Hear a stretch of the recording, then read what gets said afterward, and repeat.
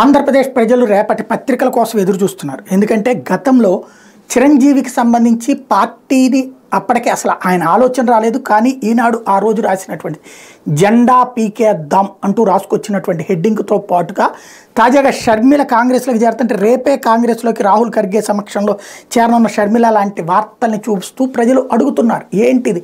ఆ రోజున అప్పటికైతే అసలు ఈ వార్త రాసే నాటికైతే చిరంజీవి అట్లాంటి ఆలోచన లేదు. అందుకనే ఆయన బయటకు వచ్చి ఓపెన్గా ప్రెస్ మీట్లు పెట్టి చెప్పారు, ఇదేం దుర్మార్గము, ఈనాడు ఆంధ్రజ్యోతి ఇట్లా కక్ష కడత రాయడం ఏంటి, ఎవరైనా సరే ఏది కన్న తల్లిని చంపేసుకుంటారని. తర్వాత ఆయన పార్టీని తీసుకెళ్ళి విలీనం చేసుకున్నారు. అది ఆయన ఆ తర్వాత వాళ్ళు చెప్పిన బాటలను ప్రయాణించినట్టు ముందు అయితే ఒక అభిమానాన్ని చంపేయడం, ఆత్మన్యూనతకు గురి చేయడం, కార్యకర్తల మనోధైర్యాన్ని చంపేటటువంటి విషయంలో ఈనాడు నాడు చేసినటువంటిది తెలుగుదేశం కోసం ఎంతకైనా దిగజారేటటువంటి పనిలో భాగంగా జెండా పీకేద్దామని. మరి ఇప్పుడు షర్మిల ఏం చేసింది, అసలు అక్కడ ఆ రోజున చిరంజీవి 18 స్థానాలు గెలుచుకున్నారు, 18% ఓట్లు సాధించుకుని ఆ తర్వాత కాంగ్రెస్లో విలీనం చేశారు. ఇక్కడ ఇప్పుడు పోటీనే చేయలేదు, కానీ కాంగ్రెస్లో చేరబోతోందంటూ పెద్ద ఎత్తున పెడుతున్నారు. అంటే ఎజెండా బేస్డ్ ఆంధ్రప్రదేశ్ అంటే చంద్రబాబు కోసమే పత్రికలు నడుస్తాయి తప్పించి జనం కోసం వార్తల కోసం కాదా అని ప్రశ్నిస్తున్నారు జనం.